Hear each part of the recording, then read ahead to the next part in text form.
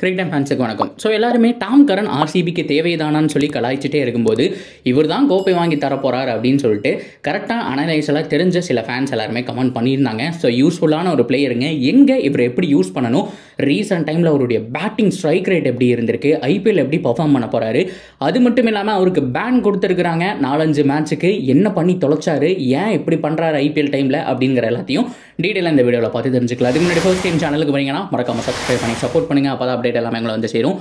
சரி வாங்க வீடியோக்குள்ளே போகலாம்.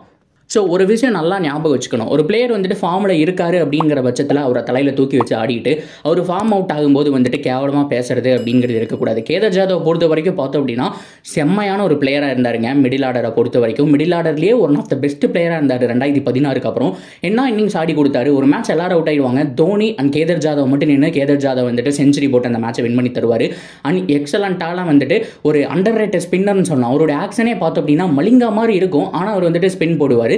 செமையான ஒரு பவுலிங்கும் வச்சிருந்தாரு, நல்ல ஒரு பிளேயராக இருந்தாருங்க. 2018 கூட சிஎஸ்கே உடைய ஃபர்ஸ்ட் மேட்ச் பார்த்தீங்கன்னா மும்பை இந்தியன்ஸ் கூட கண்டிப்பாக தோல்வின்னு நினைக்கும் போது இன்ஜுரி ஆகிட்டு வெளியில் போயிருப்பாரு, ஆனால் வந்து அந்த ஒரு வின்னிங் ஷாட் அடிச்சு வின் பண்ணி தருவார். கண்டிப்பாக மறக்க முடியாது.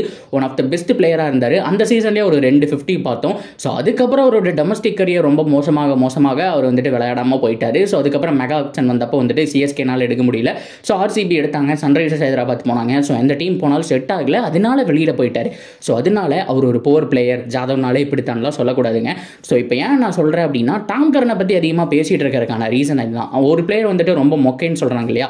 ஸோ டாம் கரனை பொறுத்த வரைக்கும் போன வருஷம் அப்படிங்கிறத அப்படித்தான் போச்சு, அதுக்கு முன்னாடியே வருஷமாக அப்படித்தான் போச்சு. பிகாஸ் அவருடைய பிரதர் நல்லா பண்ணுறாரு, இவர் வந்துட்டு கொஞ்சம் எக்ஸ்பென்சிவாக போகிறாருன்னு சொல்லிட்டு. இப்போது சாம் கரன் வந்துட்டு ஒரு 4 ஓவர் 50 ரன் கொடுக்குறாருன்னு வச்சுக்கோங்களேன், அது 2 நாளில் மறந்துடுவாங்க. ஆனால் டாம் கரன் வந்துட்டு 4 ஓவர் 50 ரன் கொடுத்தாங்கன்னா தினம் அதை போட்டே நோண்டிட்டு இருப்பாங்க, இவன் இப்படி தான் எக்ஸ்பென்சிவாக போயிட்டு இருக்குன்னு சொல்லிட்டு. காரணம் அந்த ஃபேன் ஃபாலோயிங், அந்த ஒரு ஹைப்பு, இவன் குட் பிளேயர் இருப்பா அவன் பேட் பிளேயர் இருப்பா அப்படிங்கிற மாதிரி முத்திர குத்திருக்காங்க.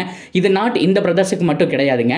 ஸோ மார்ஸ் பிரதர்ஸ் அவங்க 2 பேத்துக்கும், Mitchell Marsh and Shaun Marsh, அவங்கள பொறுத்த வரைக்கும் பார்த்தோம் அப்படின்னா ஸோ அந்த ஒரு பிரச்சனை அப்படிங்கிறது இருந்துச்சு. அண்ட் ஹர்திக் பாண்டியா அண்ட் குர்னால் பாண்டியா, ஹர்திக்கை பொறுத்த வரைக்கும் பெஸ்ட் பிளேயர், ஆனால் குர்னால்லாம் வந்துட்டு சுத்தம் மோசம், இவனை வச்சுட்டு என்னடா பண்ணுறது அப்படிங்கிற மாதிரிலாம் கேட்கும்போது சிஎஸ்கே கூட ஃபைனல் ஜெயிக்கிறதுக்கு அவர் தாங்க காரணம். அந்த ஒரு 50 ஆடி கொடுப்பாரு.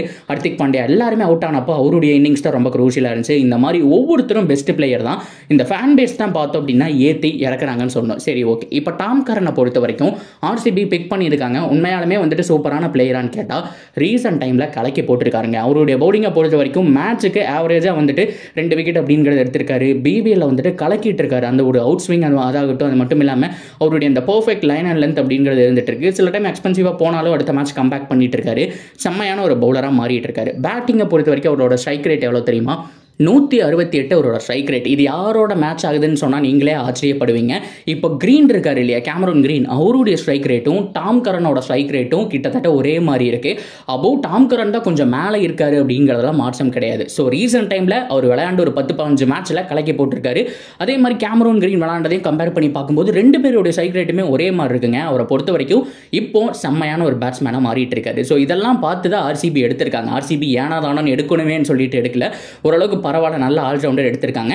கேமரூன் கிரீனுக்கு பேக்கப்பாக தான் இருக்க முடியும், பிகாஸ் வேற எங்கேயுமே இவரை கொண்டு வர முடியாது. ஆனால் என்ன பொறுத்த வரைக்கும் இவருக்கு ஸ்லாட்டில் இடம் கொடுக்கணுங்க, கண்டிப்பாக கிடைக்கும். ஏன்னா போன தடவை ஆர்சிபி இப்படி தான் நினச்சோம். என்ன நினச்சோம் அப்படின்னா ஸோ இந்த ஒயின் பர்னல், அது மட்டும் இல்லாமல் நம்மளுடைய பின்னாளனை தவிர எல்லாருக்குமே வந்துட்டு மேக்ஸிமம் சான்ஸ் கிடைச்சுன்னு சொன்னோம். பிரேஸ்வெல்கில் இடமே இருக்காதுன்னு சொல்லும்போது அவங்க எல்லா விதமான காம்பினேஷனையும் வந்துட்டு ட்ரை பண்ணி பார்த்தாங்க. ஸோ அப்படி பார்க்கும்போது டாம் கரனுக்கு ஒரு வாய்ப்பு கண்டிப்பாக இருக்குது.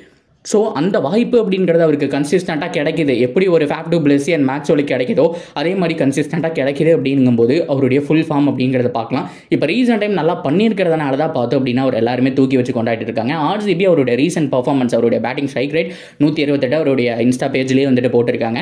ஸோ அது மட்டும் இல்லாமல் பவுலிங்கில் பார்த்தோம் அப்படின்னா ஸோ வந்துட்டு ரன்ஸ் கொஞ்சம் எக்ஸ்பென்சிவாக போனாலும் அந்த ஒரு 2 விக்கெட் 3 விக்கெட் எப்படி ஒரு ஷார்துல் தாக்கூர் இந்தியாவுக்காகவும் சிஎஸ்கேக்காகவும் பண்ணிட்டு இருந்தாரும். ஸோ அதே மாதிரி ஒரு நல்ல பிளேயர் அப்படிங்கிறத மாற்றம் கிடையாது. சரி ஓகே, இப்போ அதுக்கு முன்னாடி என்னமோ சொன்னீங்களே ப்ரோ இவர் வேறு பேன் பண்ணிட்டாங்கன்னு சொல்லிட்டு, அது உண்மையான்னு கேட்டால் எஸ்ங்க, பிபிஎல் இருக்கு இல்லையா, ஸோ அதில் வந்துட்டு விளாண்டுருக்காரு. ஸோ அதில் என்ன ஆச்சு அப்படின்னா வந்துட்டு அம்பையர் கூட ஒரு விவாதம் ஏற்பட்டுரும். ஸோ இவர் போய் ஆரம்பத்தில் பேசிட்டு வந்துடுவார், அப்புறம் வந்துட்டு அம்பையரை திட்டுற மாதிரி ஓவராக கத்தி பேசிடுவார். ஸோ இங்கிலீஷ் கெட்ட வார்த்தைகள் அதை வந்துட்டு அங்கே பயன்படுத்தியிருப்பார். பயன்படுத்துகிற உடனே பார்த்தோம் அப்படின்னா ஸோ கேமராவில் எல்லாமே பதிவாயிடும். அந்த மேட்ச் முடிஞ்சதுக்கப்புறம் பார்த்தோம் அப்படின்னா ஸோ அந்த அம்பையர் வந்துட்டு போய் கம்ப்ளைண்ட் பண்ணியிருக்காங்க. ஸோ இந்த மாதிரி வந்துட்டு நீங்கள் தான் பார்த்து பேசணும் அப்படின்னு சொன்னப்போ ஸோ டாம் கரன் அதை பண்ணியிருக்காரு அப்படிங்கிற மாதிரி அந்த கேமரா எல்லாத்துலேயுமே எல்லாத்தையுமே பார்த்ததுக்கப்புறம் கன்ஃபார்ம் பண்ணி அவரை 4 மேட்சுக்கு வந்துட்டு தடை செஞ்சிருக்காங்க. ஸோ அஃபீஷியல் நியூஸ் 4 மேட்ச் வந்துட்டு பிபிஎல் அவர் விளையாட மாட்டார். ஸோ சஸ்பெண்ட் அப்படிங்கிற மாதிரி சொல்லியிருக்காங்க. இது அப்படியே நீடிக்குது அப்படிங்கிற பட்சத்தில் 6 மாதம் ஐசிசிக்கு கீழே வந்துட்டு எந்த விதமான டோர்னமெண்ட்லையுமே விளையாட விட மாட்டேங்கிற மாதிரி சொல்லியிருக்காங்க. ஸோ இன்னொரு தடவை பண்ண போகிறது கிடையாது. பிகாஸ் இந்த சம்பவம் அதாவது ஆக்ஷன் முடிஞ்ச அடுத்த நாள் இந்த ஒரு கேஸில் மாட்டினார். இப்போ ஆர்சிபி எடுத்துட்டாங்க இல்லையா, ஸோ அதனால கொஞ்சம் அவர் கேர்ஃபுல்லாக தான் இருப்பார். ஸோ பிகாஸ் 6 மாதம் விளையாட முடியாமல் போயிடுமே அப்படிங்கிறதுனால. ஸோ நிறைய ஆர்சிபி ஃபேன்ஸ் கேட்டிருந்தீங்க ப்ரோ எதனால வந்துட்டு அவர் சஸ்பெண்ட் அப்படின்னு சொல்லிட்டு. இதுதாங்க ரீசன். அம்பையர் கூட சின்ன வாய்க்கா தகராறு. ஸோ வாய் விட்டாப்ல. ஸோ அதனால தான் வந்துட்டு சஸ்பெண்ட் பண்ணியிருக்காங்க. 4 மேட்ச் தான் அதை முடிச்சதுக்கப்புறம் டீமுக்குள்ள ரிட்டர்ன் வந்துருவார்.